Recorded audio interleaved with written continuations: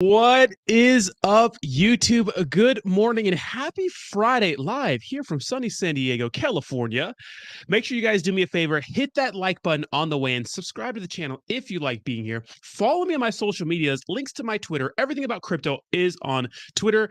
And if you want to follow a more personal side of me, links to my Instagram is always in the description down below. It's a fun time over there as well. Good morning, family. Hope you're all doing well. Cryptocurrency is trading sideways after we saw a huge rally the last couple of days over the release of the interest rate hikes, which were not as bad as we thought they were going to be, although 80%, it was an 80% chance it was going to be a 75 basis point hike, but a lot of people expected worse. Now, what's funny is that 75 basis points would have been horrible a few months ago, but now we're kind of taking what we can get.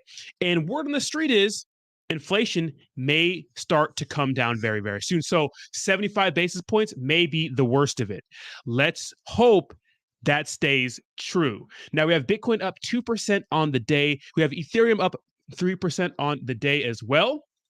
And then we have the overall cryptocurrency market at a $1.1 trillion market cap. Now, there's a few headlines today. There's not a ton of news, but some that really interest me are, one, FTX and Binance are absolutely dominating during a bear market. It's insane. They're doing their thing. They're like the Federal Reserve of cryptocurrency. They're bailing all these cryptocurrency products out, even though I think a lot of them probably shouldn't be bailed out. A lot of them should be just left to die because they are, having bad business practices anyways.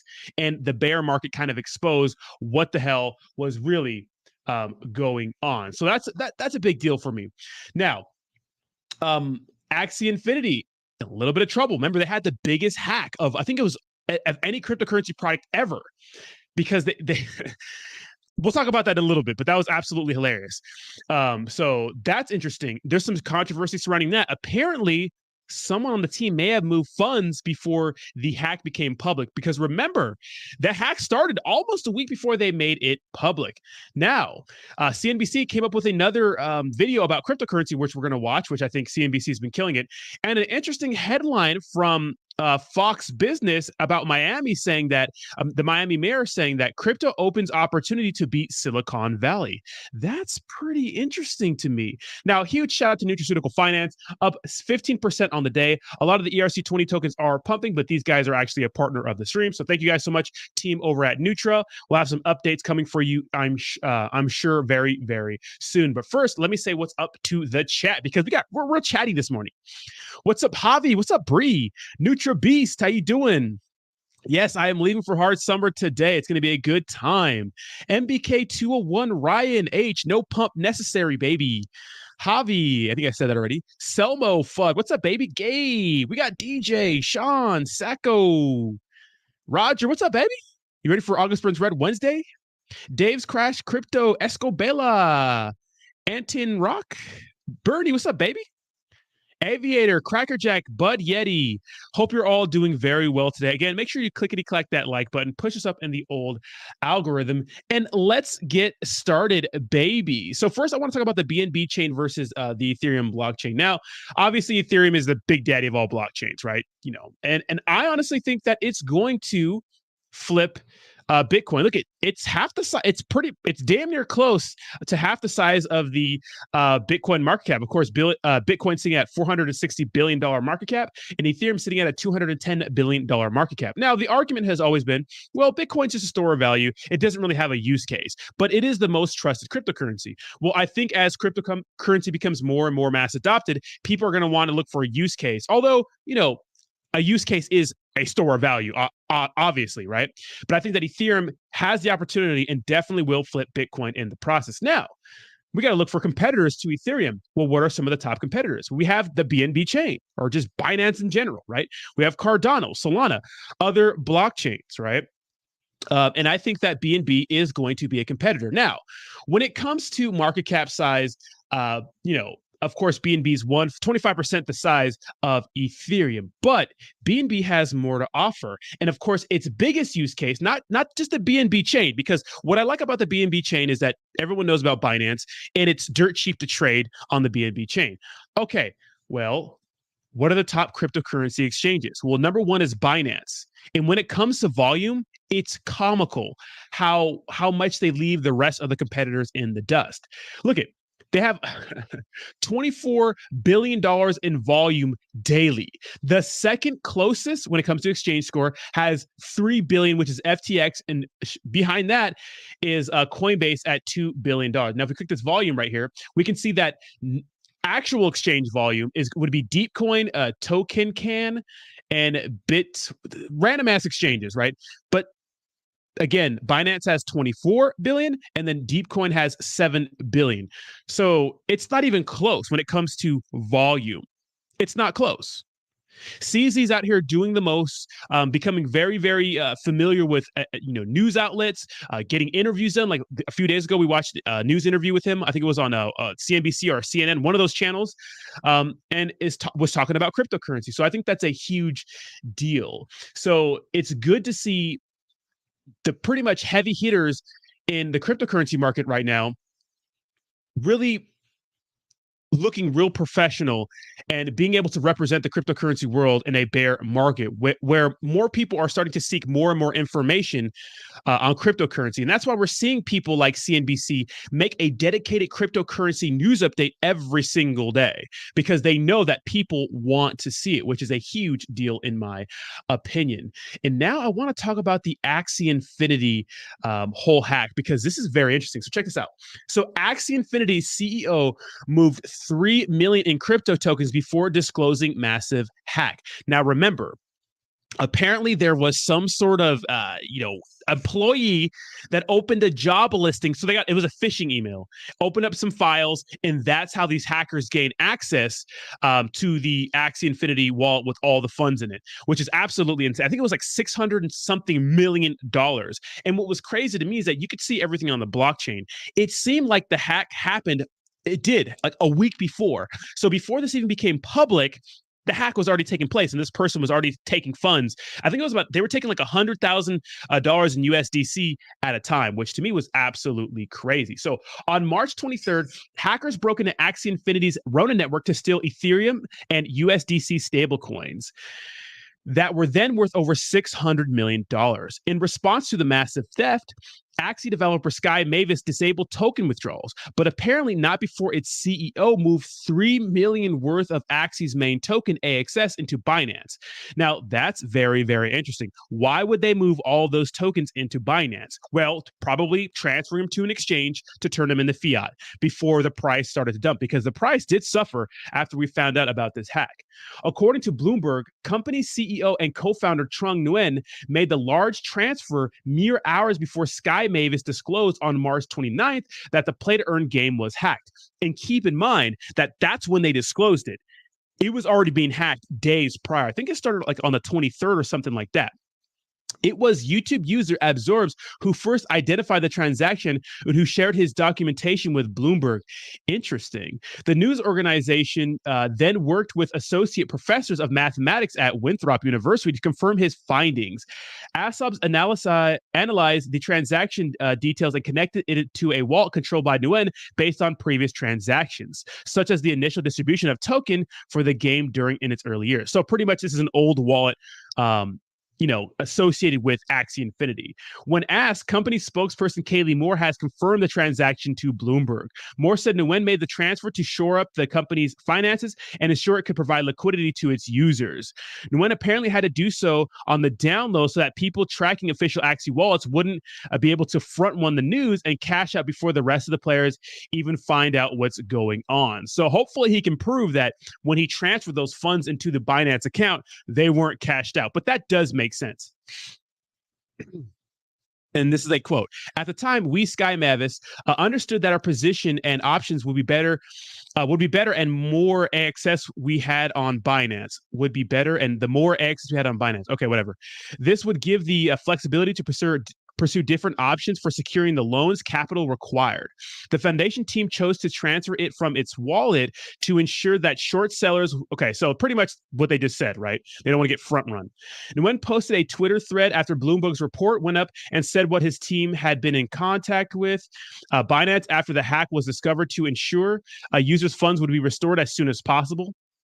The executive added, this discussion included the fact that Sky Mavis would provide liquidity while we worked on a full backing of its bridge. He also called speculations of insider trading baseless and false. So he's pretty much saying it's not insider trading. We did what we had to do to protect the users. And of course, this is his thread. So this is the explanation, which is absolutely hilarious. So in Axi Infinity, people can earn cryptocurrency by playing the game and completing tasks such as winning arena battles and breeding Axi monsters, which are NFTs. The attack on Ronin's network is now known as one of the biggest in crypto history, if not the biggest. Now, I've played Axie Infinity before, and honestly, I just couldn't. I have like $1,000 worth in Axie fucking creatures. It just wasn't for me, and I was kind of ass at the game. But I even live streamed it. There's a live stream on my channel, a couple of me playing Axie Infinity. According to previous reporting by The Block, bad actors gain entry into the system by sending a spyware-filled PDF to one employee who thought he was getting a job offer with higher pay from another firm. So an employee who was looking for another job, Jesus, I bet he got fired. I bet he's looking for a job now. Turns out the company didn't exist, and the offer, according to the U.S. government, came from a North Korean hacker group, Lazarus. Dude, North Korea be on some bullshit when it comes to cryptocurrency hacking, right? Sky Mavis has secured $150 million in funding to help reimburse users since then. And Nguyen said all players' funds are now backed 1-to-1, so everybody's good now. The value of Ethereum dropped considerably since March. However, so players will not get the money they could have gotten if they had cashed out months ago. As for the game itself, it opened back up in late June with a new system to flag large suspicious withdrawals and new land staking feature that enables players to earn passive income. So very, very interesting story. Axie Infinity, not for me, but I know a lot of people like it. Let me say what's up to the chat because we got a lot of people chatting here. What's up, baby? And today's energy is sponsored by Rain. This shit's actually jet fuel. Good morning. Let's see how the market goes to run. Yeah,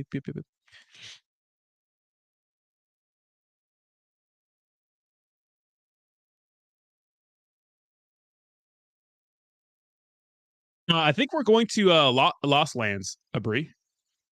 Yeah, exactly. I think we're all going to Lost Lands. So that's pretty interesting, right? That's a pretty interesting thing that happened with Axie Infinity. Now I want to check out this article saying, or this video saying, crypto opens opportunity to beat Silicon Valley Miami mayor. So this is from Fox News. Let's check it out. Welcome back. Fed Chair Jay Powell yesterday announced a second consecutive rate hike of 75 basis points to combat soaring inflation at 40-year highs. Bitcoin prices reacting favorable to the hike in rates, topping $23,000. The cryptocurrency is now sitting at $22,987. Joining me right now to talk about crypto as well as the strength and leadership in Miami is the mayor of Miami, Mayor Francis Suarez. Mr. Mayor, great to see you. Boy, that boy tan as hell. God damn. What? Hey, yo, get out the sun. See you. Thanks so much for being here. Good morning, Maria. It's always great to be with you. Well, you were really a leader in terms of crypto with your Miami coin. You said you wanted to take your salary in Bitcoin. Tell us how it's going and what. So a little while ago, this guy was saying that he wanted to take a salary in Bitcoin, which was a mistake back then because that's when Bitcoin was like around $50,000, $60,000. I mean, depends how you look at the whole thing, right? But he's bullish on cryptocurrency, right? Miami is becoming more and more based. What your reaction is to this move recently? Is it still popular there in Miami? It's very popular in Miami. The reason why is because it's next generation's technology. So it's created a tremendous ecosystem for our city, created hundreds of high-paying jobs, created tens of millions of dollars of economic development, and also through the naming of our arena, $200 million injection into our economy by FTX, which renamed our arena. So it's been a tremendous benefit to our economy, to our ecosystem. And so that's what I focus on, trying to create high-paying jobs and create the economy of the future for the city that I love and that I represent. Yeah, and it's interesting that you've been so supportive of crypto, Mayor. You recently said that crypto was Miami's, quote, slingshot against the Goliath of Silicon Valley. And you've seen lots of people move from Silicon Valley, open up shop there in Miami. Explain what has taken place and how you're seeing what your expectations are for the second half of the year and into next year in terms of movement to Miami. That is interesting, right? A lot of people are leaving California, right, for different reasons, whether it's the homelessness problem, whether it's the cost of living. And a lot of people do like Florida because of the ideology. Now, I know people don't like that, and I don't want to get political on my channel, but it is what we're seeing. I mean, this is why. I mean, I'm in California. I'm in Southern California, and I won't leave because I love the beach. I love it here. And unless it gets really far out, which some people say it's far gone, I'm not going anywhere. But a lot of people are moving to different parts of the United States because they consider them quote unquote more enlightened, right? Texas, Nevada, and Florida, some of the big ones. Even some places in the South. I mean, I pay a lot of money for a 2-bedroom here in Southern California. It's insane. And some people say they can pay 2 mortgages with what I pay here, which feels kind of bad since I'm just paying rent and it's going into the abyss, kind of. Now, one of the things that Florida has been big on, especially DeSantis, which could be running for the next president of the United States, and I think is a damn good candidate. They're very, very hip to cryptocurrency. They understand it. They want it to be a part, of our everyday life, right? Now, what you're seeing with California is that we're starting to be more crypto friendly as well. Recently, they just allowed campaign donations in the form of cryptocurrencies as long as they turn them into fiat quickly. So that was pretty interesting. So we see that more and more every day, that it is popular for these candidates to run on being more open to crypto, more hip on crypto. But what I hope doesn't happen, which happens in a lot of political campaigns, is that they run on something, but they don't really follow through with that. Now, how is that going to work? I mean, we're used to getting lied to. It seems like politicians and lying are synonymous, right? Which we don't want to see. So I'm hoping that all this talk about cryptocurrency adoption, there's some merit to it. So let's continue. Well, we've kept it simple. We've lowered taxes. We've kept people safe. And we're leaning into innovation, which is what excites people about the future of any city. Because of that, we've seen over $2 trillion migrate to Miami in assets under managed company. I think it's $40 billion in income. It's a net outflow of $20 billion from New York and $40 billion into Florida, and a lot of that into Miami. And we've seen a 400% increase in our venture capital pipeline in just 1 year. And if we continue to grow at that rate, and it's a zero-sum game between us and Silicon Valley, we could overtake Silicon Valley in a few years. So we're focusing on continuing to push forward. Today, we're announcing and hopefully approving the lowest tax rate in the history of our city. So we're lowering what's called our millage rate, which is the only tax that we charge. And it's going to be down to the lowest rate in recorded history. We hope to finish the year with the lowest homicides in recorded history. So when you keep people safe and you... Now, keep in mind that Florida we call it Florida Man. Shout out to Roger. There is a Florida Man. And yes, if you're not following me on Twitch, Rorschach is representing the Twitch side. I think the only one on Twitch side. Links to my Twitch are in the description down below. We are also live on Twitch, guys. I never mentioned that, but we are live on Twitch as well. What's up, Ozzy Austin? What's up, baby? Yeah, Florida Man is crazy. Florida's not known for having some sane people, but neither is California, LA, San Diego. Yes, San Diego has a different feel than LA, 100%. 100%. You put more money back into their pocket, you let them make decisions, you usually have a good outcome.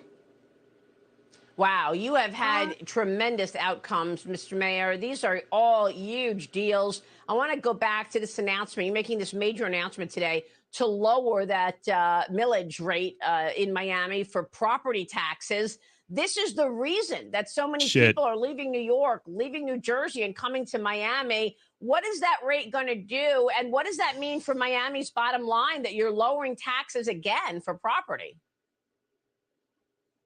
Well, number one, we've seen explosive growth in Miami, as we've said. This last year, we grew 12%, which is the second highest amount of growth in a single year in recorded history. The first highest, actually, I was a commissioner. We grew 13%. So just in the last 10 years that I've been an elected official, we've had 2 of the highest growth rate years in recorded history. That's and so crazy. because of I mean, that that, makes sense we're though. able to give back. We want to give back that money to our residents who deserve it, particularly with historic inflation, rising interest rates, 75 basis points just a couple of days ago. The world is getting more expensive, and government shouldn't be a part of increasing those expenses, which is why we're attracting people to Miami. Yeah. Florida looking base. Florida, and that's pretty much the end of it. This guy, his tan is legendary. I mean, this guy lives in the sun. I bet his house is just made of windows. This guy is tan as a motherfucker. Anyways, but dude, you know, that makes sense. You know, that does make sense. Florida looking base. Look, objectively, Florida looking base. I don't care what you think about politics. When you look at the environment they have over there, especially when it comes to property taxes, different kind of laws, marital laws, they're just better. They're just better. DJ says, true, but keep in mind places where you can pay 2 mortgages versus your rent, wages are half of what they are paid in Cali. That's one thing people always forget. It's cheaper, but wages are always lower too. That is true, DJ. But you know, when you're like when you work remote, like you're probably going to get paid mostly the same, right? When you're taking like for me example, like I work remote, and although YouTube ad revenue is a little different, the promoters would pay me the same exact money if I live somewhere else. But for the most part, it does that is true. That is true. I mean, maybe Escobar, yeah, maybe. All right, Sebastian, have a nice day. Thank you so much for dropping in. Yes, Nancy Pelosi and hubby purposely took a loss on Nvidia just to save some face, right? Which I thought was pretty interesting. Now more at UST news, which is there's not been a lot of news on Terra Luna and UST, but South Korean prosecutors are currently investigating Terra for allegedly inflating UST numbers by self-investing. So, you know, there's more to that and whatnot. Shell oil company has reported a record 11.5 billion in profits for Q2 2022, which is fucking insane to me. Let me know in the comments, how much is gas where you live? Right now it's about $6 per gallon, which is absolutely insane. I remember vividly when I was like 10 years old, 10 or 11, something like that. I was driving to a gas station with my mom. We were getting visitations, and it was like $2.04, and she was like bitching and moaning all the way to the gas station, like fucking gas is $2, fucking this, fucking that, and then now it's like $6 is like, yeah, that's how much it is. Yes, clickety clack that like button, baby. Oh, is today the terrarium burn? Burn gimmicks are not going to work. We want people want motherfucking, you know, they want some shit, you know. 389 Green Bay, jeez. $7 diesel California, jeez. 354 per gallon for me in Southeast. 385 now on Orlando. 459 in NYC. Maybe I just haven't checked the gas prices. Hold on. I haven't filled up in like weeks. I don't really drive much.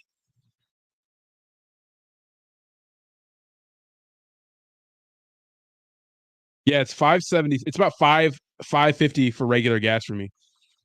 550 for regular gas for me.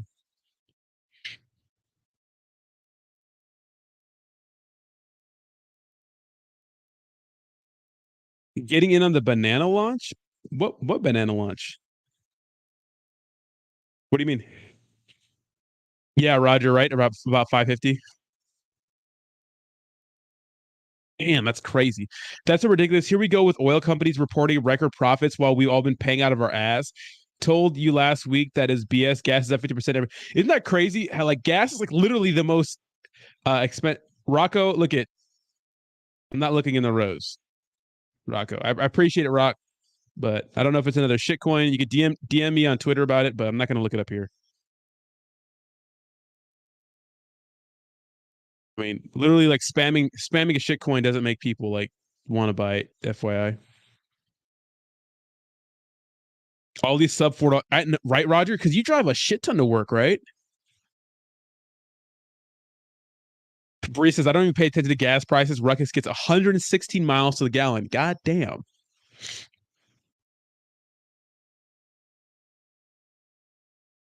All right, great, Rock. I mean, I don't know. There's a lot of non-shit coins that we're not investing in, right? They jack the prices up to make up for the lost revenue for the exactly. And the government, exactly. It's crazy.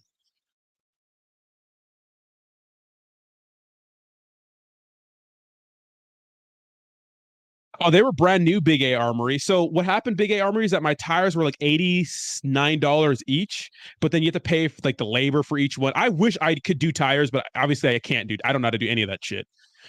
Everything else I could do, which is cheap, but I can't do tires. Obviously, I don't have the tools for that or the machine needed. You need some kind of fucking weird ass thing that takes the rim off the tire, and this is crazy.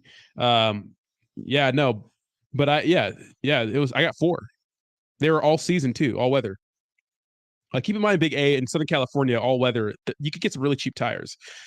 Standard, whatever a 2015 Mustang has, a standard size. All right, Rock.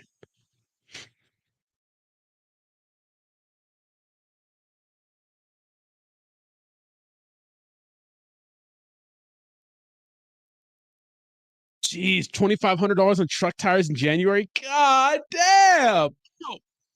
God damn! Oh shit, guys! I'm leaving for fucking hard summer today, guys. Oh my god, I'm gonna be jamming to some music. Guys, I can't even focus right now. I'm sorry, I'm breaking character. I'm ready to get the fuck out of here. God damn, I can't wait to get the fuck out of here. But we do have some news articles to watch here. CNBC. This is a good one. Let's check it out. Today, crypto markets rallied despite a slowing U.S. economy. Tech giant Meta reported earnings, and its metaverse is losing billions.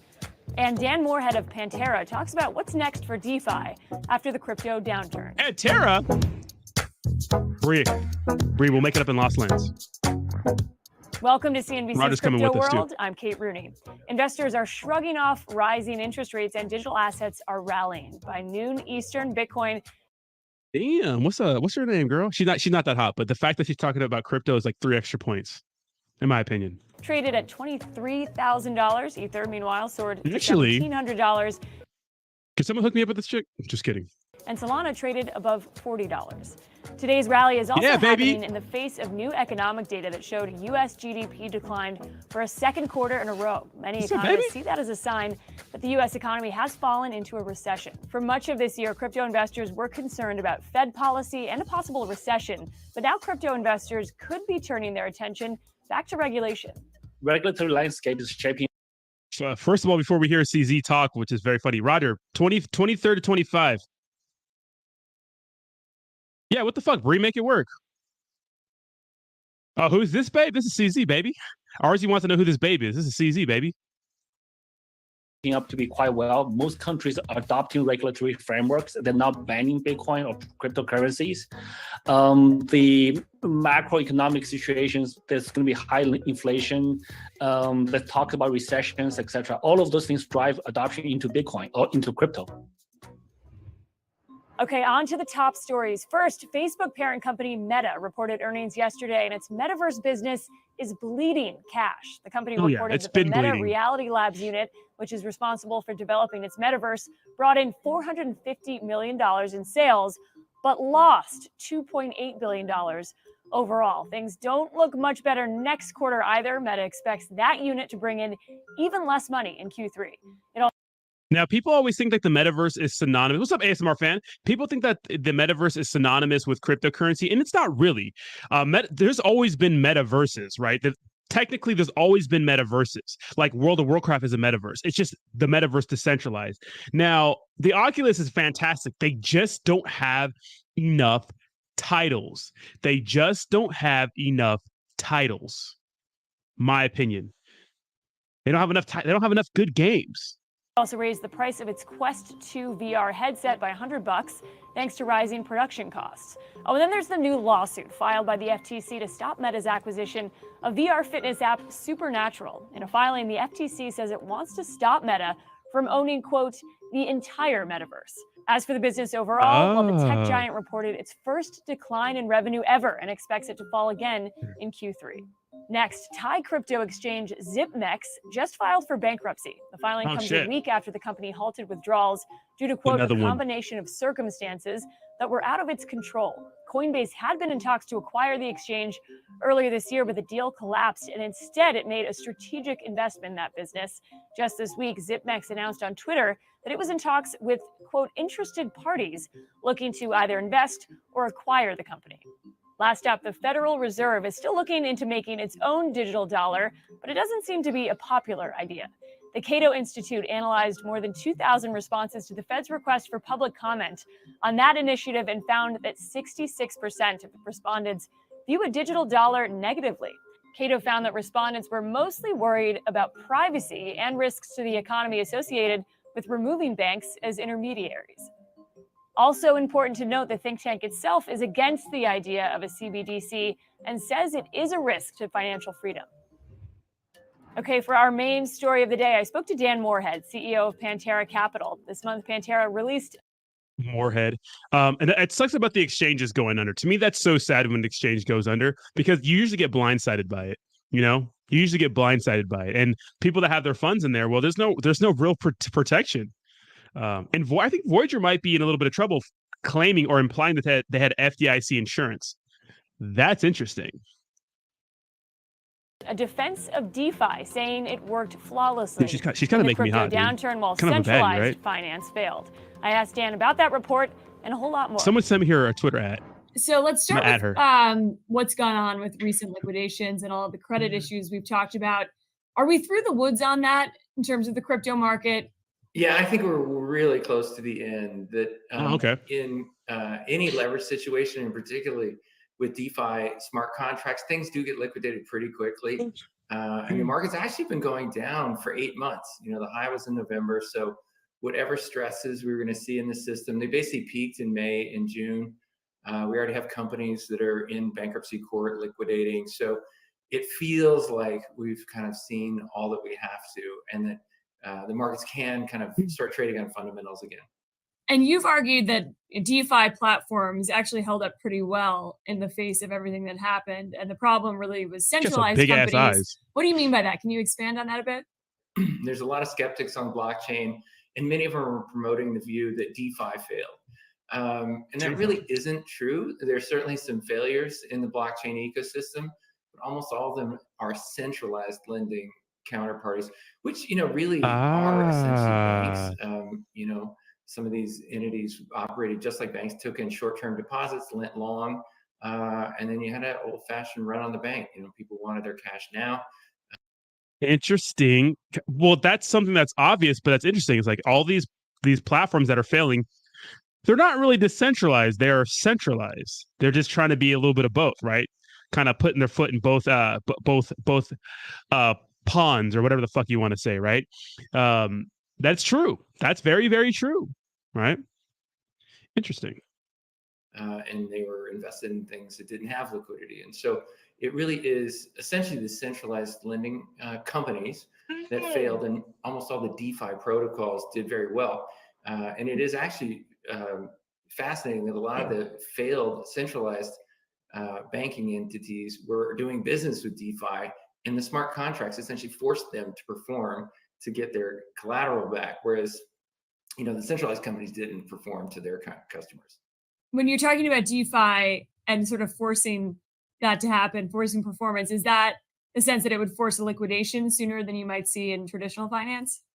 It does, and that's the beauty of DeFi. It's just code. You know, people agree up front what the terms are, how much collateral they have to post, at what level they're going to have to post more collateral, what will happen if they don't post more collateral. So all that's literally codified, and so it just happens. It happens automatically. Whereas, you know, if any bank, you know, normal banking like Lehman Brothers or these new crypto banks that have struggled, you know, it's all a lot more opaque. It's based on, you know, kind of vague assurances of what will happen when things go wrong. And so, you know, sometimes, you know, they suspend withdrawals. Sometimes they, you know, don't pay debts back on time, all those things. Whereas DeFi can't do that. It just actually executes the code. So the code worked here, but can this ecosystem work without these centralized companies? Is it realistic to think that DeFi could operate without any of these other centralized companies, hedge funds, lenders? What's going to happen to those guys? Interesting question. Yeah, so there's definitely a place for both. There'll be new versions of centralized lending protocols or companies in blockchain that are successful, and some were successful throughout this, right? So those will still be there. But DeFi doesn't need those centralized entities. It's just matching a borrower and a lender, or it's matching somebody who wants to sell something with somebody who wants to buy something. And that is a very powerful new idea. And I actually think it's staggeringly cheap right now because the markets have come off so much, and there's so much kind of bad, it's true, kind of misinformation, basically. The entire market cap of all DeFi tokens is about 20 billion right now. That is less than 0.5% of the value of the centralized finance companies. That's really cheap, you know, and obviously there will be centralized finance companies in the future, and, you know, it's not going to completely take over the banking system and things like that. But at less than 0.5% of all those companies, DeFi is very cheap at the moment. And there have seemed to be wow. a lot of these DeFi companies have popped up, or protocols you would call them, in the last few years. Are there examples that didn't work, or do you think won't work in the future? And how much space is there in that entire ecosystem for a bunch of winners? How do you sort of assess who will be the best of the DeFi protocols, or at least sort of the top tier? True. Yeah, so there is one exception to the statement that DeFi worked great. Terra Luna had a lending protocol that was all kind of associated with it called Anchor, and that failed when everything kind of in the whole Terra Luna ecosystem failed. But I would say that's much more specific to a single type of algorithmic stablecoin didn't work. And it doesn't really have anything to do with, you know, the blockchain concept in general. And so everything else did work, you know, Aave, Compound Maker, all those protocols work flawlessly. And so, you know, when the dust clears and everyone is thinking about the level head, you know, people will start piling back into DeFi. 100%. So as an average investor, though, so if you're looking at a project, you know, 6 months ago, say you were looking at Terra Luna, in a lot of ways it looked the same as some of these other decentralized finance protocols. How can the average investor do their diligence and know, you know, which of these is going to hold up in a How crisis? do you know? Or is that just a risk you're taking by investing here? Oh, it is. And I think the very important point is to always buy a diversified portfolio of ideas, right? You know, this is a very disruptive new space. There's going to be lots of experiments. Some are going to work great, some are not. And it's just like the dot-com era and the internet. You know, we tried a whole bunch of ideas. Some worked, and the companies we all know and love today, and a lot just didn't work. And so that's what you should think about DeFi or all blockchain, is it's very speculative early stage investing. And so certainly don't put all your eggs in one basket. Invest in a bunch of different things, and, you know, the average will do well.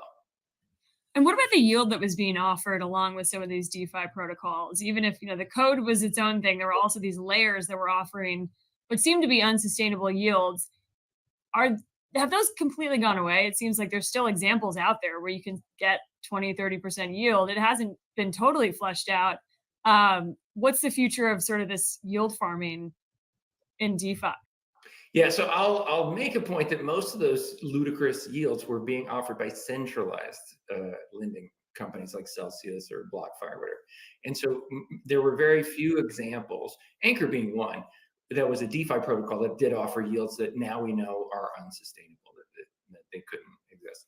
And the way to think about it is those higher yields are either because there's just this massive supply and demand imbalance, or maybe because there is a lot of risk and it isn't risk-free, or maybe there's a potential, you know, risk in the code.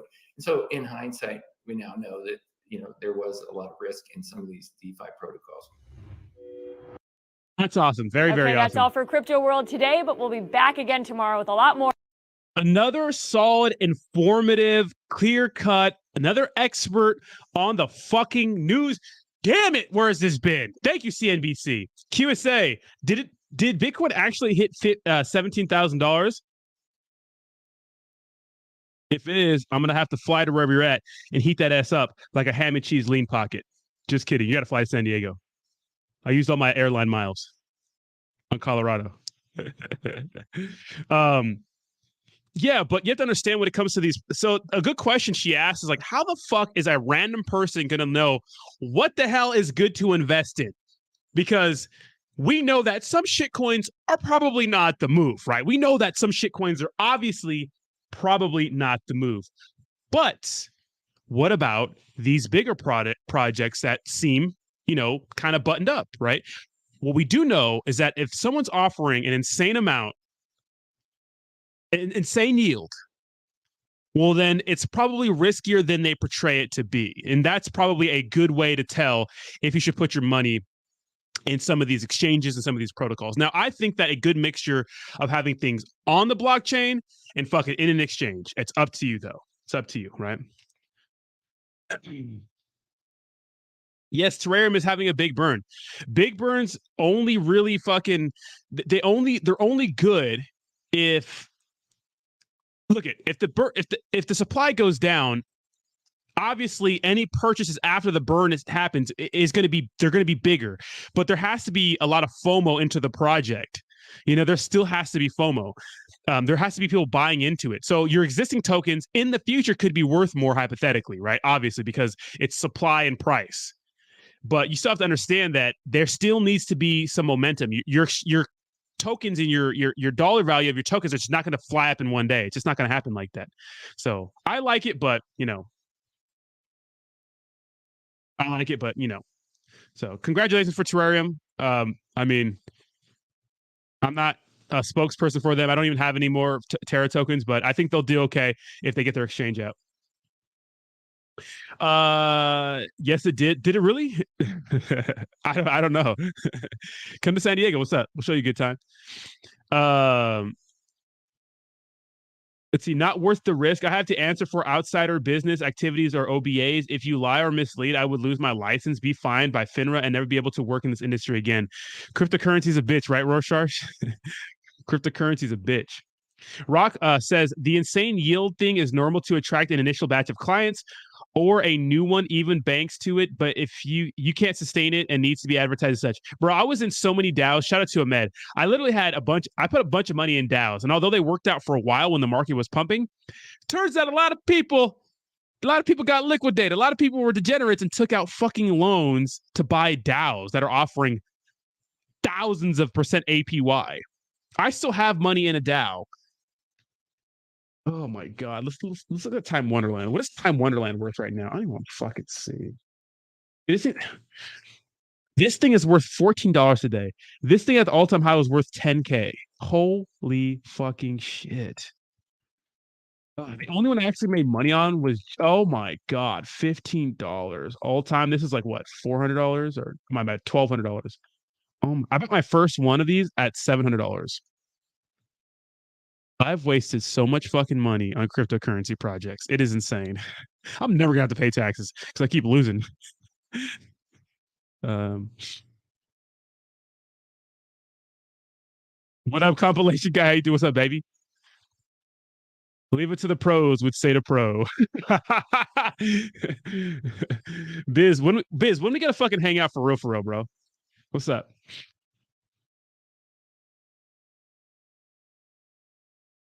I should make a movie out of Time Wonderland, especially with the fucking chief financial officer. I remember you saying it was high risk, high reward. Yep, and high risk got my ass. Where the Omis at? I don't want to hear you, motherfuckers. I know. Yeah, capital losses of next year. You know what a fun tax trick is too? Say if you have like something wrapped Bitcoin, like if you buy wrapped Bitcoin on Coinbase and you sell it at a loss and just buy a regular Bitcoin, like that counts as a harvestable tax loss, right? I thought that was interesting because they're not the same assets, right? It's not buying back into the same assets. It's technically different. So if that's legal wherever you're at, it's a little loophole there. So if you were to buy Bitcoin on Coinbase, because I think on Coinbase that Bitcoin's wrapped, right? And you were to sell it at a loss and buy back, somewhere else, I'm just saying.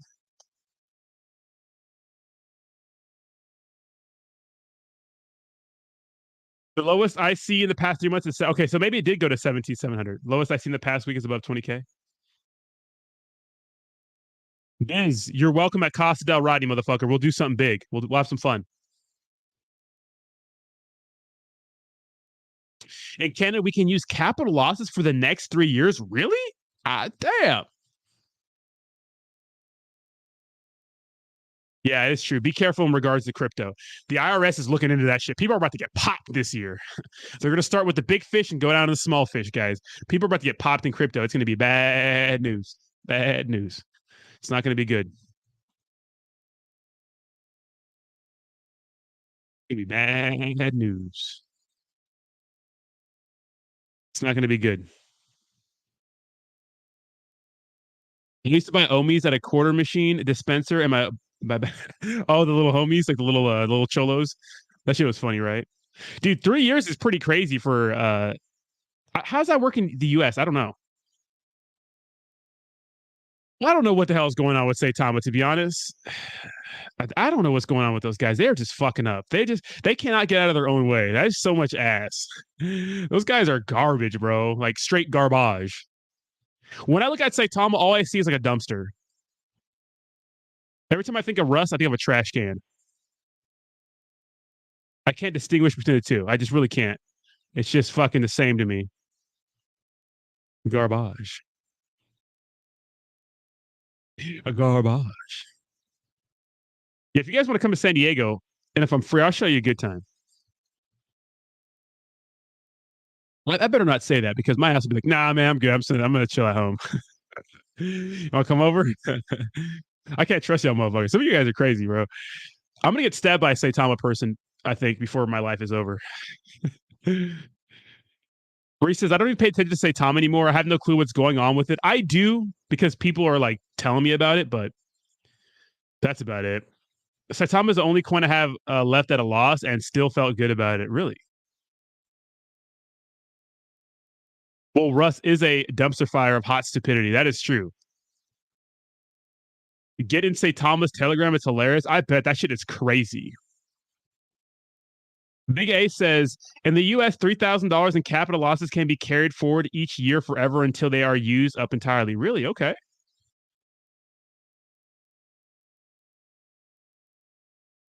Absolute dumpster fire, ASMR fan. ASMR fan, I got my Naruto fix last night. I ended up watching the Sasuke and Danzo fight, which is actually really good. Danzo's such a creep.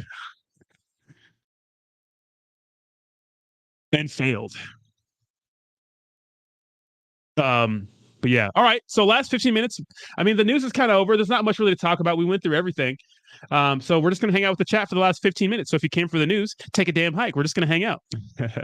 Just kidding. Hit that like button, please.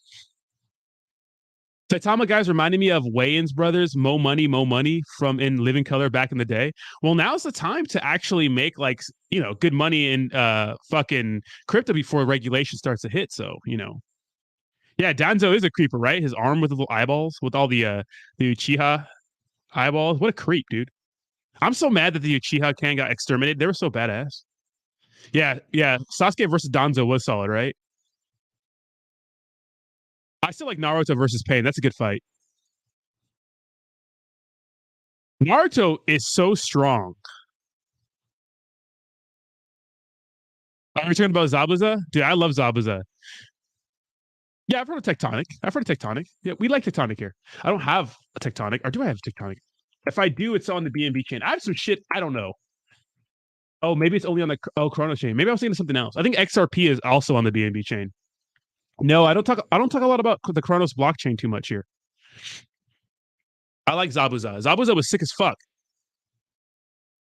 Remember what was his little butt buddy who was kind of like a girl but not a girl? The fucking person with the mask, the little what was it? It was Zabuza and fucking, you know, it had the little mask. The name's on the top. It's like Sai or something like that. What was it? Sai or,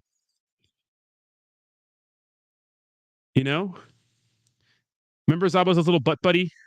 Like we didn't know his sexuality. Was it a girl or was it a boy? Haku, there it is, off the grid. Haku. Yeah, okay. Chris Brown got Haku. Yeah. You think Naruto would be good without a Jinchuriki? Because like literally Naruto's whole like younger career, you could say, was all about the Jinchuriki, right? The Nine Tails. Dude, it doesn't matter if Saitama got the Bybit voting. Nothing's going to help them unless they put out a product. Exchanges don't matter anymore. I have not. See, I have not.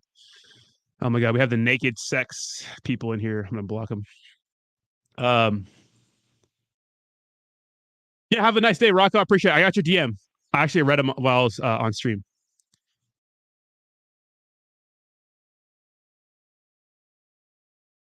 Young Naruto would have died without the Nine Tails, but he became good on his own when he learned Sage Mode. Dude, Sage Mode is broken as fuck. Dude, Sage Mode is so broken. Look, if he could have got that last Sage Mode clone before Hinata got clapped, before he like turned in like the fucking, before he like released 8 Tails and fucked up Pain, like he would have beat Pain. Sage Mode is broken.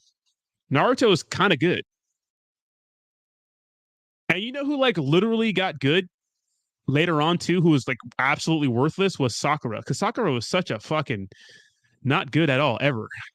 I had like a little kid crush on Sakura, I'm not gonna lie. I was kind of a weeb in high school, guys. I don't know if you could tell.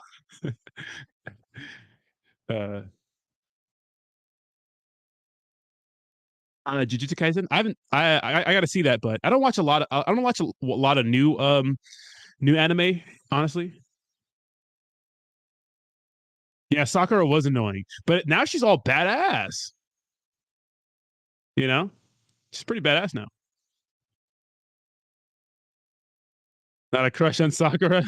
I was like, damn, she's bad, bro. She's a cartoon, but she's bad. How fucking lame, right? QSA wants to see me shirtless. Look out for pictures from this weekend. I'll be shirtless all fucking weekend. It's gonna be 90. It's gonna be 95 plus degrees every single day at this music festival. Check out my Instagram. I got some shirtless pics on Instagram too, if you guys are into that. I've heard of Baki. My little brother's like Baki, but yeah, no, Hinata was, but Hinata was, look, I get Hinata was like, she's such a pussy. I'm sorry. She's such a pussy. Except when she ran up on Pain and she was throwing hands with, remember that? That part was so emotional. Oh my God. And then like Naruto stuck there with his hands, like, cut through because Pain like stabbed his hands to the ground. And then she's trying to save Naruto. And then Pain's like, why would you keep fighting if you knew you were going to die anyways? And she's like, oh, it's my ninja way. Oh, shit. Oh, that's so emotional. Oh, God damn. So emotional. She wants to see you rip it off. That's different. All right. I'm just kidding. I'm not going to rip my shirt off on stream. Sometimes I'll be editing videos with my shirt off, though, and I'll be looking at the camera like, damn, okay. I've been working out. Hinata got bodied by Pain. She did hit him once, though, right? She hit him once. You know what, Chris Brown? I'm noticing that everyone else just watched Naruto get fucked up by Pain. You're right.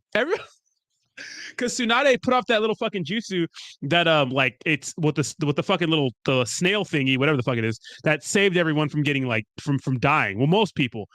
Yeah, and everybody watched him get fucked up. That's true. I just noticed that. I know, and literally ASMR fan. Literally Sakura was still crying over Sasuke. Like after like he beat Danzo and was going to kill her. Sasuke's just a fucking he true player for real. Like what was that chick he was with? The other ninja. What's her name? That like he like ended up like, because remember Danzo took her like as hostage. Oh, Karin. He took her as hostage, and she's like the medical ninja that was been riding with Sasuke. Of course, has a crush on him, and he's holding her hostage, and he shoots a Chidori through her body and kills her and him. Well, it doesn't kill her at the same time. And then her and like Sakura's healing her. They're like both like, oh my god. But didn't she get married to Sasuke like later or something like that? Yeah, Karin, yeah. And like literally Naruto saved Sakura from getting clapped by Sasuke right there. And I'm just like, damn. Still. He just tried to kill you and she can't resist him, He's such a bad boy, Jayhawk, you like Naruto. Yeah, it's Karin. All the non-anime fans are like, what the fuck are you nerds talking about? Guys, come on now.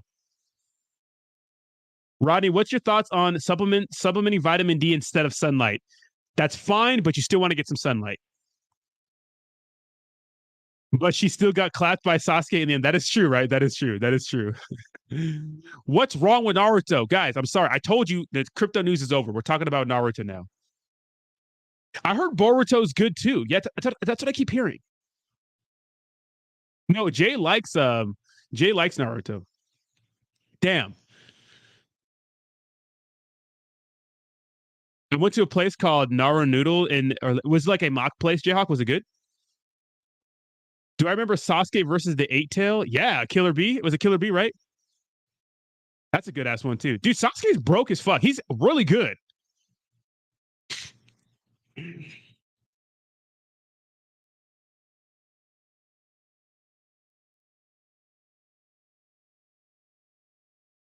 See, I need to see Boruto.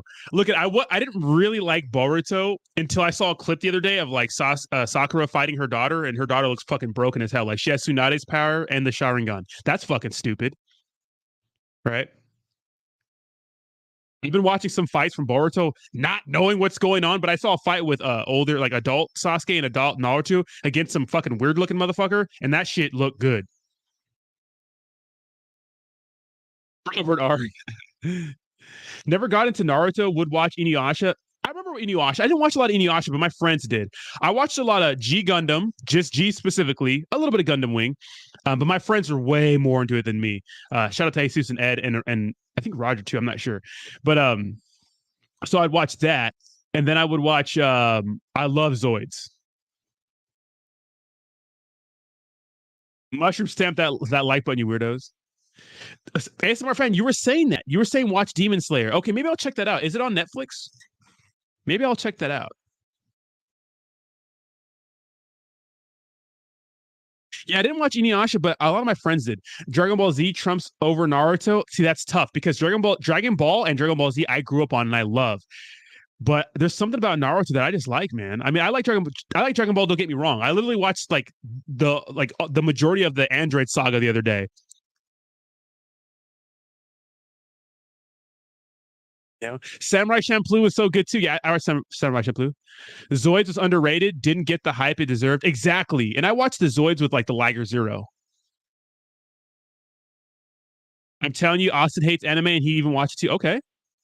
Attack on Titan. See, I didn't watch Attack on Titan's A Train, but I heard that's very, very good too. I watched a little bit of Bleach and then stopped. Yeah, Netflix the first season, but if you have Hulu or Crunchyroll, 3 seasons in there. Okay, 3 seasons. Okay. I thought crypto was full of nerds, but when you combine crypto and anime is one hell of a nerdy Venn diagram. I know, right? Dragon Ball doesn't even come close to storyline when it comes to Naruto. They tie story together so fucking good. Naruto is really, really, really, really good. Really good.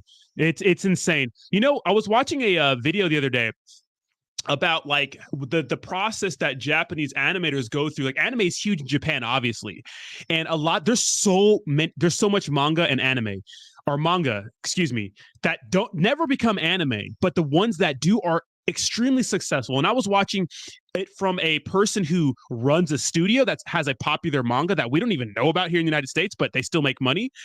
All the way down to people that are getting started, like students that were just going into the career of making manga. They have to come up with their own manga and their own ideas. And then if they get sponsored, well, then these manga can turn into animes and they can get sponsored by a big studio and make insane money. I can't imagine the money that was made on Naruto. It was huge. And with that, I'm thinking about the storyline and everything. I'm like, dude, Naruto's storyline is fucking dummy good. Every little aspect is dummy good. It's insane how everything ties into each other in a way. Even when you watch Shippuden and then go back to regular Naruto, and some things don't make sense why Zabuza was so fucking strong compared to Kakashi, because Kakashi seems broken as fuck down the road. Some things are a little off to me, but for the most part, everything makes perfect sense and it lines up perfectly. And I'm just like, damn, this is good work. Like, this is an insane work. It's insane. It's absolutely insane. The new Bleach is supposed. I didn't get caught up in the old Bleach. I heard there's a lot of filler. What the hell are you guys talking about? This might as well be Portuguese. You are speaking. I am lost. Watch some Naruto, Big A. Oh yeah, fans on Twitch. I'll put them up on the screen. Dude, One Punch Man is so good. I've only seen the first season of One Punch Man, but it was recently. And I watched it all at once. Well, over like 2 days because I had to do something. It was so fucking good. One Punch Man is so funny.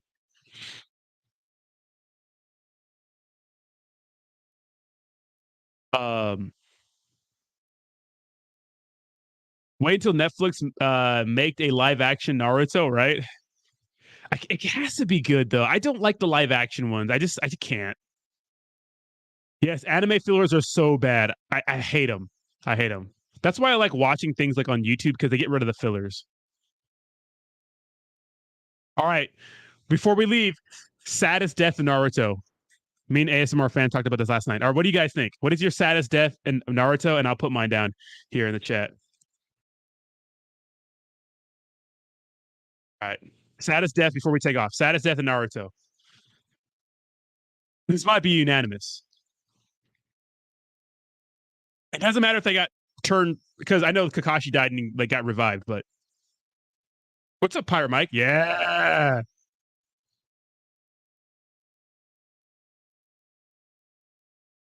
Hey, Pervy Sage. That's right. Dude, this. Hold on. Watch. Oh, check this out before we go. Have you seen this, ASMR fan? Hold on.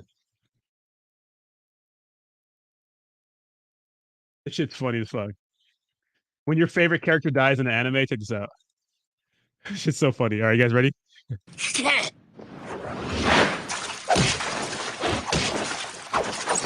Okay, Jiraiya, box them niggas. Man, I already knew my niggas finna get down. He saw it as a bitch. Okay, Jiraiya.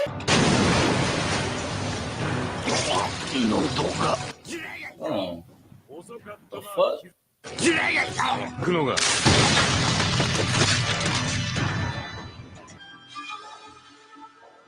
But this nigga, that nigga not dead, bro. It's Jiraiya, bro. Nigga Asadi, bro. They can't kill that nigga off. This nigga fight hard as a bitch. Come on, bro. Somebody about to come, bro. Naruto them coming, bro. Come on, they think I'm stupid, bro. My nigga fight on every set. He ain't dead, bro.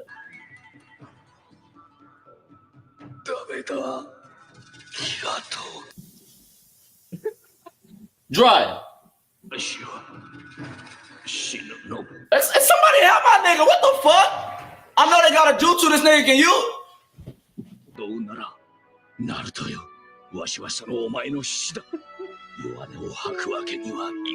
Come on, man. Dry, you not fucking dead, bro. Watch out, bro. Quit talking like you finna. Fucking come on, man. You my favorite nigga, man. Come on.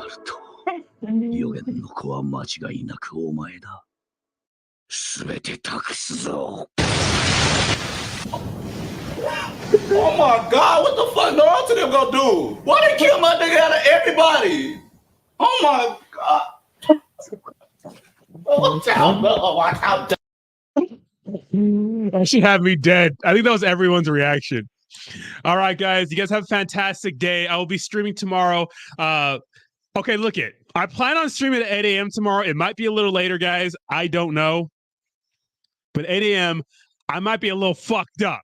So I'll see you guys tomorrow. Have a fantastic day. Doesn't it? When I was like, nah, no way, Naruto's gonna come, right? What really fucked me over is like, literally, like, you know, it's like he defeated the 3 pains, right? And then 7 of these motherfuckers pop out of nowhere, you know? Subbed 100% subs. Wait, did you see that, Jayhawk? Isn't that crazy? ASMR fan, I'm driving. It's only an hour and a half. I'm driving. All right, guys, have a fantastic day. Oh, bye-bye. Bye-bye now. Bye-bye. Bye-bye. Bye-bye now.